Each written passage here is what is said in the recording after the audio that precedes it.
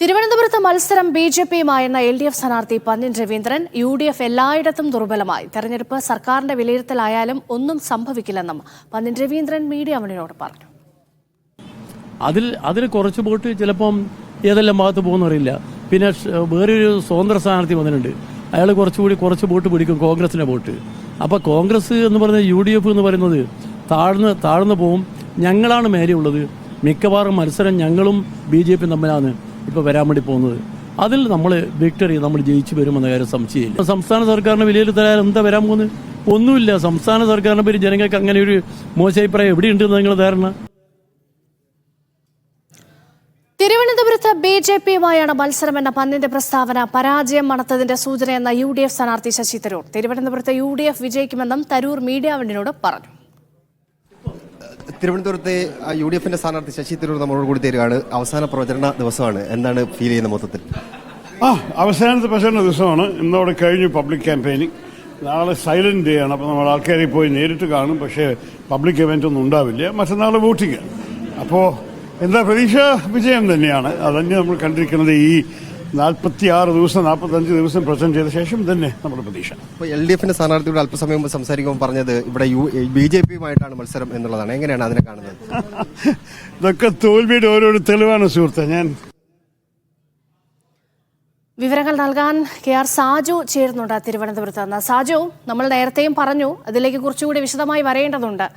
നോക്കൂ, ഈ കൊട്ടിക്കലാശത്തിന്റെ ദിവസം ഏറ്റവും അവസാന മണിക്കൂറിലാണ് അതും പന്ന്യൻ രവീന്ദ്രനെ പോലെ വളരെ മുതിർന്ന ഒരു നേതാവ് ഇങ്ങനെ ഒരു കമന്റ് നടത്തുന്നത് എന്നുള്ളതാണ് ഏറെ ശ്രദ്ധേയമായത്. രാഷ്ട്രീയ കേന്ദ്രങ്ങൾ ഇതിനോട് വരും മണിക്കൂറുകളിൽ തീർച്ചയായും പ്രതികരിക്കേണ്ടി വരും. എന്താണ് കണക്കുകൂട്ടൽ മുന്നണികളുടെ? രേഷ്മ, ഈ അടവ് ആദ്യം പുറത്തെടുത്തത് ശശി തരൂരാണ്. 2 ആഴ്ച മുമ്പ് ശശി തരൂരാണ് പറഞ്ഞത് LDF ചിത്രത്തിലില്ല, ഞാനും BJP സ്ഥാനാർത്ഥി രാജീവ് ചന്ദ്രശേഖരനും തമ്മിലുള്ള നേരിട്ടുള്ള മത്സരമാണ് എന്ന നിലയ്ക്ക്.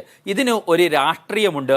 അതേ അടവ് തന്നെയാണ് ഈ കൊട്ടിക്കലാശത്തിന്റെ അവസാന മണിക്കൂറിലേക്ക് കടക്കുമ്പോൾ LDF സ്ഥാനാർത്ഥിയായ പന്ന്യൻ രവീന്ദ്രനും തിരുവനന്തപുരത്ത് പയറ്റുന്നത്. കാരണം തിരുവനന്തപുരത്തെ ഒരു വോട്ടിംഗ് രീതി നമ്മൾ പരിശോധിച്ചു കഴിഞ്ഞാൽ ഈ അടവിൻ്റെ ഏറ്റവും പ്രധാനപ്പെട്ട ഈ രാഷ്ട്രീയ നീക്കത്തിൻ്റെ കാരണങ്ങൾ നമുക്ക് മനസ്സിലാക്കാൻ കഴിയും. കാരണം തിരുവനന്തപുരത്ത് നഗര കേന്ദ്രീകൃത വോട്ടുകൾ അല്ലെങ്കിൽ അപ്പർ ക്ലാസ് വോട്ടുകൾ എന്ന് പറയുന്നത് സാധാരണഗതിയിൽ വിഭജിച്ചു പോകും. അത് നെടുകെ പിളർന്നു പോകുക എന്ന പ്രയോഗമാണ് അതിനകത്ത് ഏറ്റവും ശരിയായ രീതിയിൽ. പിന്നീട് ഗ്രാമപ്രദേശങ്ങളിലെ വോട്ടുകൾ, ഒപ്പം ന്യൂനപക്ഷ വോട്ടുകൾ, തീരദേശ വോട്ടുകൾ, ഈ വോട്ടുകൾ ആണ് ഫലം നിർണ്ണയിക്കുന്നതിലേക്ക് എത്തിക്കുക. അത് കൂടുതലായി സമാഹരിക്കാൻ കഴിയുന്നത് കൊണ്ടാണ് കഴിഞ്ഞ തിരഞ്ഞെടുപ്പുകളിലൊക്കെ ശശി തരൂർ ജയിച്ചു വന്നത്. അതങ്ങനെ സമാഹരിക്കുന്നതിൽ BJP പേടി എന്ന് പറയുന്നത്, BJP 2ാം സ്ഥാനത്ത് വരുന്ന ഒരു മണ്ഡലം എന്ന നിലയിൽ BJP ജയിച്ചു വരുമോ എന്ന പേടി ഒരു വിഭാഗം വോട്ടർമാരെ വോട്ട് ചെയ്യുന്നതിൽ സ്വാധീനിക്കാറുണ്ട്. അത് അങ്ങനെ വരുമ്പോൾ ന്യൂനപക്ഷ വോട്ടുകളും തീരദേശ മേഖലയിൽ നിന്നുള്ള വോട്ടുകളും കൂടുതലായി ശശി തരൂരിലേക്ക് തിരിയുന്നതാണ് മുൻ തിരഞ്ഞെടുപ്പുകളിലൊക്കെ കണ്ടിട്ടുള്ളത്.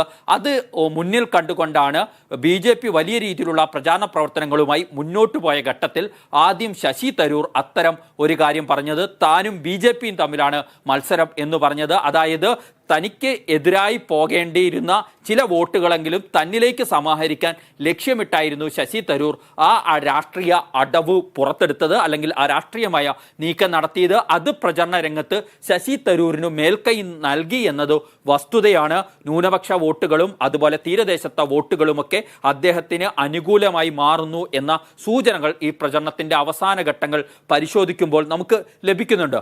അത് മുന്നിൽ കണ്ടുകൊണ്ടാണ് LDF സ്ഥാനാർത്ഥിയായ പന്ന്യൻ രവീന്ദ്രൻ UDF ചിത്രത്തിലില്ല എന്നും UDFിന്റെ പരമ്പരാഗത വോട്ടുകൾ പലതും നഷ്ടമാകുമെന്നും താനും BJP സ്ഥാനാർത്ഥി തമ്മിലാണ് മത്സരം എന്ന കാര്യം ഈ അവസാന മണിക്കൂറുകളിലെ ആദ്യ നിമിഷങ്ങളിൽ തന്നെ മുന്നോട്ട് വെക്കുന്നത് എന്നത് വളരെ പ്രധാനപ്പെട്ടതാണ്. സ്വാഭാവികമായും ഈ ചോദ്യം നേരത്തെ ശശി തരൂർ താനും BJPയും തമ്മിലാണ് മത്സരം എന്ന് പറയുമ്പോൾ പോലും അത് അംഗീകരിക്കാത്ത AK ആന്റണിയെ പോലുള്ള കോൺഗ്രസ് നേതാക്കൾ ഉണ്ടായിരുന്നു. അതുകൊണ്ട് തന്നെ ഇനി കോൺഗ്രസിൻ്റെയും CPMൻ്റെയും ഒക്കെ നേതാക്കളുടെ ഇതിനോടുള്ള പ്രതികരണം വളരെ പ്രധാനപ്പെട്ടതാണ്. പക്ഷേ തിരുവനന്തപുരത്തെ സംബന്ധിച്ച് നമ്മൾ നോക്കിക്കഴിഞ്ഞാൽ അത് തുടക്കം മുതൽ ഒരു ത്രികോണ മത്സരത്തിന്റെ വീറും വാശിയുമുണ്ട്. ആ പ്രചരണത്തിന്റെ അവസാന ഘട്ടത്തിലേക്ക് മുൻതൂക്കം ആർക്ക് ലഭിക്കുന്നു എന്നതും വളരെ പ്രധാനപ്പെട്ടതാണ്. അതുകൊണ്ട് തന്നെ ഈ BJP മായുള്ള പോര് എന്ന് പറയുന്നത് ഒരു വിഭാഗം വോട്ടർമാരുടെ മനസ്സ് ഇളക്കുന്ന വാചകമാണ് എന്നത് വളരെ പ്രധാനപ്പെട്ടതാണ്. രേഷ്മ, ഒപ്പം കണക്കിലെ ചില പ്രതീക്ഷകൾ കൂടി നോക്കേണ്ടതുണ്ട്. സാജു, നോക്കൂ, കഴക്കൂട്ടം, ഈ വട്ടിയൂർക്കാവ്, തിരുവനന്തപുരം, പാറശാല, കോവളം, നെയ്യാറ്റിൻകര, നേമം എന്നിവയാണ് ഈ ലോക്സഭാ മണ്ഡലത്തിലെ നിയോജക മണ്ഡലങ്ങൾ. അപ്പോൾ ഇവയിൽ നേമം ഒഴികെ എല്ലായിടത്തും ഭൂരിപക്ഷം നേടിയാണ് തരൂർ കഴിഞ്ഞ തവണ അവിടെ ജയിച്ചു കയറിയത്. അപ്പോൾ നേമത്തെ NDA ആയിരുന്നു മുന്നിലുണ്ടായിരുന്നത്. ഒരിടത്തും LDF മുന്നിലെത്തിയില്ല. പക്ഷേ 2021 കണക്കുകൾ അപ്പാടെ മാറി മറിഞ്ഞു. ആ രാഷ്ട്രീയ സാഹചര്യം കൂടി നമ്മൾ ഇത്തവണത്തെ ലോക്സഭാ തെരഞ്ഞെടുപ്പിൽ കണക്കാക്കേണ്ടതുണ്ട്. ആ കണക്കുകൾ ഈ തെരഞ്ഞെടുപ്പിനെ ബാധിക്കുമോ? ഇത് മറ്റൊരു രാഷ്ട്രീയ സാഹചര്യമാണ് ലോക്സഭാ തെരഞ്ഞെടുപ്പ് എന്നുള്ള കാര്യം അവിടെ നിൽക്കുന്നുണ്ട്. എങ്കിൽ പോലും ആ കണക്കുകൾ വെച്ച് പരിശോധിക്കുമ്പോൾ ആർക്കൊരു മുൻതൂക്കം നമുക്ക് പറയാൻ കഴിയും? ഈ ലോക്സഭാ തെരഞ്ഞെടുപ്പിന്റെ ഫലം നിർണ്ണയിക്കുന്നതിൽ നിയമസഭാ തെരഞ്ഞെടുപ്പിലെ കണക്കിന്റെ കളികൾ തിരുവനന്തപുരത്ത് അത്ര ആഴത്തിൽ സ്വാധീനിക്കപ്പെടാറില്ല എന്നത് പല മണ്ഡലങ്ങളെ പോലെ തിരുവനന്തപുരത്തും സ്വാധീനിക്കപ്പെടാറില്ല എന്നത് വസ്തുതയാണ്. പക്ഷേ 2021 നിയമസഭാ തെരഞ്ഞെടുപ്പിൽ ഒരു തുടർ ഭരണം എന്ന നിലയിലുള്ള ക്യാമ്പയിനുകളും മറ്റും കൂടി ചേർന്നപ്പോൾ UDFനെ സംബന്ധിച്ചിടത്തോളം തിരുവനന്തപുരം ലോക്സഭാ മണ്ഡലത്തിലെ നിയമസഭാ മണ്ഡലങ്ങൾ നൽകിയത് വലിയ തിരിച്ചടിയായിരുന്നു. ഈ നിയമസഭാ തെരഞ്ഞെടുപ്പിൽ നേരത്തെ രേഷ്മ സൂചിപ്പിച്ചതുപോലെ കോവളത്ത് മാത്രമാണ് UDFന് ജയിക്കാൻ കഴിഞ്ഞത്. പക്ഷേ അതിനു മുമ്പുള്ള ലോക്സഭാ തെരഞ്ഞെടുപ്പിന്റെ ചിത്രം പരിശോധിച്ചാൽ നേമത്ത് മാത്രം NDA മുന്നിൽ പോവുകയും ബാക്കി എല്ലായിടത്തും തരൂർ ലീഡ് ചെയ്യുന്നതിലേക്കുമാണ് പോയത്.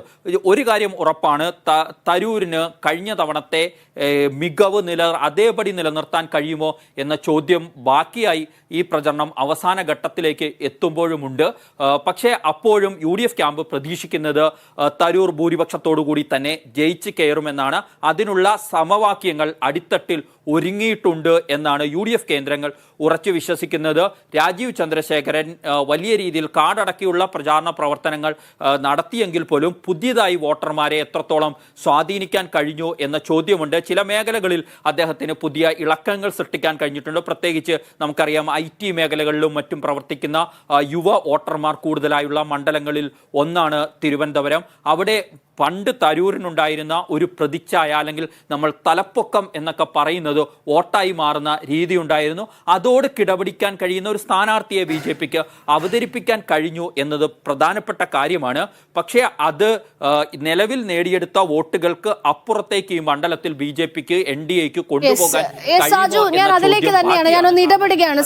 സാജു, ഇപ്പോൾ LDF ആയാലും UDF ആയാലും ഏറ്റവും കൂടുതൽ ഈ NDA സ്ഥാനാർത്ഥിയെ കുറിച്ച് പറയുന്നത് അദ്ദേഹത്തിന് തിരുവനന്തപുരം മണ്ഡലത്തെക്കുറിച്ച് എന്തറിയാമെന്നുള്ള ചോദ്യമാണ് പല ആവർത്തി ഈ തെരഞ്ഞെടുപ്പ് കാലയളവിൽ കേട്ടത്. അതായത് നോക്കൂ, NDA അവരുടെ ഏറ്റവും മികച്ച മത്സരം കാഴ്ചവെച്ചത് 2014 അന്ന് രാജഗോപാലിന് തരൂരിനെ ഒന്ന് വിറപ്പിക്കാൻ കഴിഞ്ഞു. പക്ഷേ കഴിഞ്ഞ തവണ കുമ്മനത്തെ ബഹുദൂരം പിന്നിലാക്കി തരൂർ ജയം ഉറപ്പിച്ചു. പക്ഷേ പാർട്ടിയുടെ താഴെ തട്ട് വരെ ബന്ധമുള്ള നേതാക്കളായിരുന്നു രാജഗോപാലനും കുമ്മനും. അതിനപ്പുറത്തേക്കൊരു പ്രകടനം കാഴ്ചവെച്ചാൽ മാത്രമേ രാജീവ് ചന്ദ്രശേഖരൻ അവിടെ ജയിച്ച് കയറാൻ കഴിയുകയുള്ളൂ. അപ്പോൾ ആ ഒരു സ്ഥിതി കൂടി നമ്മൾ പരിശോധിക്കേണ്ടതുണ്ട്. തീർച്ചയായും ആ പാർട്ടിയുടെ മാത്രമല്ല നമ്മൾ പറഞ്ഞുകൂടാം, അല്ലാതെ പൊതു വോട്ടുകൾ രാജഗോപാലിന് തിരുവനന്തപുരത്തു നിന്നും സ്വാധീനിക്കാൻ കഴിഞ്ഞതാണ് അന്ന് ശശി തരൂരിനെതിരെ കടുത്ത വെല്ലുവിളി പ്രചരണ രംഗം മുതൽ ഉയർത്താൻ NDAക്ക് കഴിഞ്ഞത്. പക്ഷേ അത്തരത്തിൽ ആഴത്തിലുള്ള വേരുകളോ ബന്ധങ്ങളോ തിരുവനന്തപുരം മണ്ഡലത്തിൽ ഉള്ള സ്ഥാനാർത്ഥി ആയിരുന്നില്ല രാജീവ് ചന്ദ്രശേഖരൻ എന്നത് പ്രധാനപ്പെട്ടതാണ്. ഇനി ഇവരുടെയൊക്കെ പാർട്ടി രാജീവ് ചന്ദ്രശേഖരന് പാർട്ടി വോട്ടുകൾ പൂർണ്ണമായി സമാഹരിക്കാൻ കഴിയുമോ എന്ന ചോദ്യം ബാക്കിയുണ്ട്. അത് കുമ്മനം രാജശേഖരനെ പോലെ പാർട്ടിക്കുള്ളിൽ പാർട്ടി അണികൾക്കുള്ളിൽ തിരുവനന്തപുരത്ത് സ്വാധീനമുള്ള നേതാവല്ല രാജീവ് ചന്ദ്രശേഖരൻ. രാജഗോപാലിനെ പോലെ പൊതുസമ്മതനായ ആൾ കൂടിയായിരുന്നില്ല രാജീവ് ചന്ദ്രശേഖരൻ എന്നത് പ്രധാനപ്പെട്ടതാണ്. മാത്രമല്ല ഈ തെരഞ്ഞെടുപ്പ് പ്രചാരണത്തിനിടയിൽ അദ്ദേഹത്തിനെതിരെ ഉയർന്നു വന്നിട്ടുള്ള ആരോപണങ്ങളുണ്ട്. ഒന്ന്, കൃത്യമായ സ്വത്തുക്കൾ സമർപ്പിച്ചിട്ടില്ല എന്നതടക്കമുള്ള വിവരങ്ങൾ, അതേ ചൊല്ലിയുള്ള വിവാദങ്ങൾ ഒക്കെ തന്നെ ഈ ഒരു വോട്ടർമാരുടെ മനസ്സിലേക്ക് അതൊക്കെ സ്വാധീനിക്കപ്പെടാനുള്ള സാധ്യതയുണ്ട്. പ്രത്യേകിച്ച് ഇമേജിന് വോട്ട് ചെയ്യുന്ന ഒരു വിഭാഗം വോട്ടർമാർ ഉള്ള മണ്ഡലമാണ് തിരുവനന്തപുരം എന്ന് എന്ന് പറയുന്നത്. അത്തരം ആളുകളിൽ സംശയത്തിന്റെ ഘടകങ്ങൾ ഇതെല്ലാം ഉണ്ടാക്കിയിട്ടുണ്ട്.